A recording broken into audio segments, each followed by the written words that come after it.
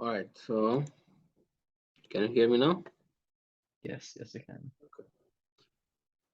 So next one, okay, the vertices of an equilateral triangle of side length 2 meter touch the edge of a circle with radius of 1.16 meter. Okay, so this circle's radius is 1.16 meter, and as shown in the diagram, calculate the area of the unshaded region.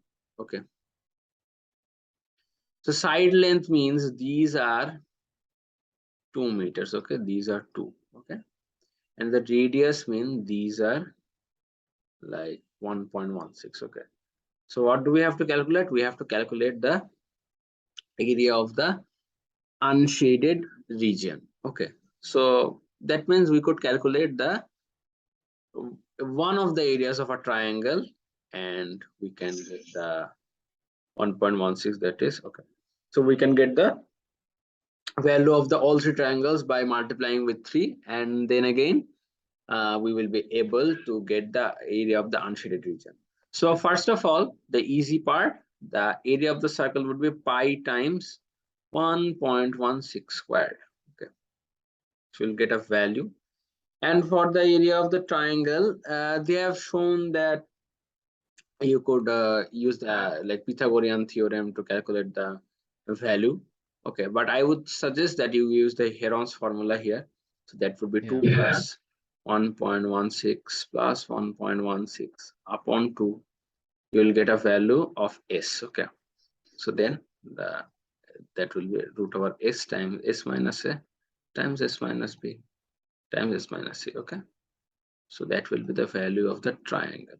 Okay, so then, I mean, multiply it with 3, and then you will be able to get the area of the shaded region. And in the next bits, you will have to, what you will have to do is pi r squared minus this value to get the area of the unshaded region. Okay. A circle of radius 0.58 meters sits inside an equilateral triangle of side length 2 meters so that it touches the edges of the triangle at 3 points. Okay, zero radius of 0.8 meter, that is what is important.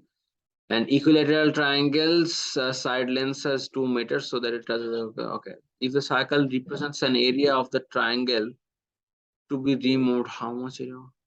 Wait, what? I didn't. If the circle represents an area of the triangle to be removed, how much area would remain once this was done? Uh, Okay, I don't understand why is that thing complicated. What it means is that what I understand is that you will have to remove the circle from within the triangle. Okay, that is what it means. Okay, but I don't understand. In the last line, what they've said is the circle represents an area of the. Okay, okay, now I understand. So from the triangle, the circle represents that portion of area that has to be removed. Okay, that is not the area of another triangle. Okay, that makes more sense. Oh my word. So that would be pi times 0.58 squares. That would be the area of the circle. And for the triangle, I again use the Heron's formula. Here the s would be 2 plus 2 divided by 2. That is 3. Okay. So then you just use like uh, 3 times 1 times 1 times 1. Okay. Equals to root 3. All right. And then calculate the value by just like subtracting. Okay. It is not 0 actually, it's a square. I mean the area of the circle which I'm representing. Okay. All right, an annulus has an inner radius of 20 centimeters and an outer radius of 35 centimeters. Fine. Two sectors are to be removed. Okay. Two sectors are to be removed if one sector has an angle at the center of 38 degrees. Okay, what area remains? Okay, fine. So it's not difficult actually, but it's a quite lengthy process. Okay, because you have to see, for instance, for calculating this area, what you have to do is you have to calculate. I mean, this area, okay, and then this area, then subtract it to get this area, okay. Then again, what you have to do is you have to subtract it from the total, the large circle. You have to reduce it from the large circle, okay. Again, in another scenario, what you have to do is calculate this area, then again this area, and then subtract it. You will get this value, then again subtract it from the large circle, okay. So this is just a lengthy process, okay. It's not something difficult, okay, because all the formulas you already know.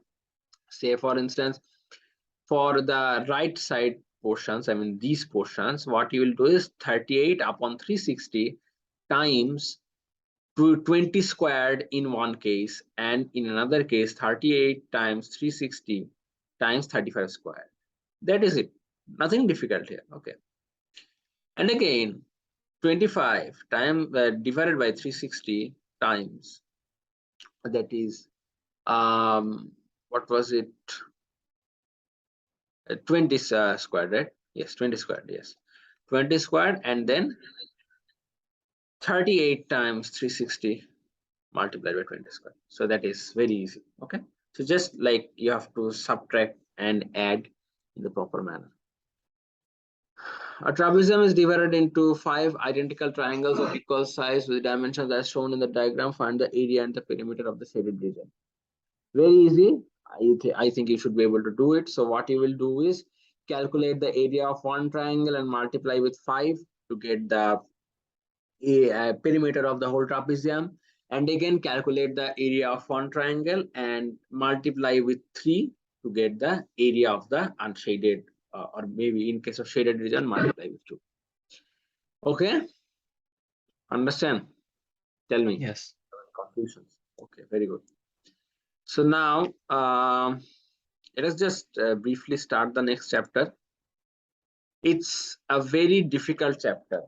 Why am I saying that? It is because, like, whenever we are dealing with areas, it's very easy to comprehend them or like draw them in a 2D surface, which is, you could consider it like a screen, you could consider it to be a paper plane, whatever you want to say, okay. But in case of volumes, visualizing it in a 2D plane becomes really difficult, okay. Say for instance, if you were given with a cylinder cube, say for instance, you would be like easily understand, okay, this looks like this, so that means it would hold this much of water, then I could calculate the volume of that in that way.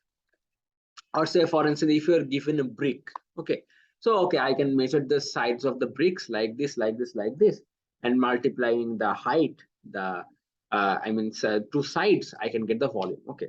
Okay, so it's very easy. But whenever, say for instance, if I'm giving you an image like this, okay, so this seems very easy to us, okay, this seems very easy to us. But when I draw something like this, you certainly feel that an illusion tries to like burst into our brain or something like that. It's like a, and even I draw these lines which are like obsolete here, or like in case of like solid materials, that is what we do. So in case of like hollow solids, hollow means like from the what can I say, left side we can see the right side, or from the what can I say, front side we can see the back side. So now what I was saying was calculating the a volume, okay. So the calculating of the volume becomes difficult, so you have to be particularly very careful while interpreting and understanding the images, okay. All right, understand my point? Yes. All right. So let's get into it, just the brief discussion. So the amount of space that is taken up by any solid or three-dimensional object is known as its volume. Many standard objects have formula that can be used to calculate their volume. If the center point of the top of the solid is directly above the center of the top of the solid, if the center, once again, if the center point of the top of the solid is directly above the center point of the base, then it is called the right solid. That means that it is the center and exactly above we have the center as well. But in case of oblique solids, it's like kind of tilted or distorted. Okay, it's not like like completely perpendicular or something like that. Okay, if the center point of the top is not directly above the center point of the base, the object is an oblique solid. Note, for an oblique solid, the height h is the distance between the top and the base, not the length of one of the sides. Okay, all right, so volume is expressed in cubic units, okay, as you can understand, because there are like 3 dimensions of length which are being multiplied. That means there are 3 meters that are multiplied, so we will get meters cube. Okay. Okay. When calculations involve the amount of fluid that the object can contain, it is referred to as its capacity. The units are commonly liters or millimeters. And how can you convert meters to liters? It is like 1 meter cube will be equivalent to 1000 liters. Okay. And 1 centimeter cube will be equivalent to 1 milliliters. Okay. 1 centimeter cube is equivalent to 1 milliliter. Okay. All right. And 1 meter cube is equivalent to 1000 liter. And also there is a relationship with like other units like grams as well. Like 1 milliliter would be equivalent to 1 gram. Okay, 1 liter would be equivalent to 1 kg. That is for the substance or the liquid, that is water. Okay, which we drink, and that too in a specific temperature, that is 4 degrees centigrade. Okay, if you change the liquid substance, say for instance, if you convert it to like sunflower oil or soybean oil or maybe like alcohols, what can I say, the weights will change. Okay, all right, it won't be like 1 milliliter for 1 gram, it might be 0.8 gram or it might be 1.2 gram, like that. And why does it happen? Can you guess it? Um, I don't know. Okay, it's because of the density. Okay, so water has a different density than oil. Okay, and oil has the different density than alcohol. Okay, so because of this density, while we change the units from like milliliter or liter to grams or kilograms, these amounts change. Okay, all right, so let's keep it okay, all right, let's just read the prisms.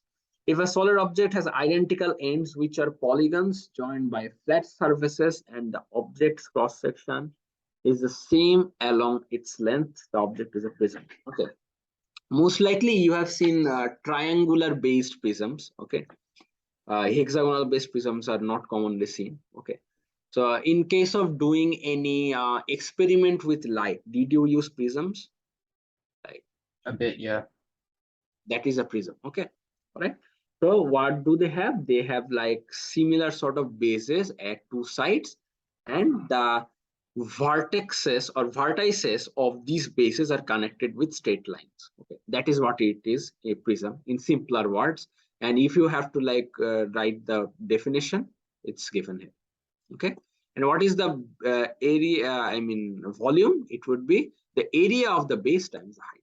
Okay, all right, so it's not actually for prism. In case of any like 3D object, if you are able to calculate the area of the base and multiply it with height, you should be getting the volume. Okay, like in case of cylinders. Okay, so just giving an example.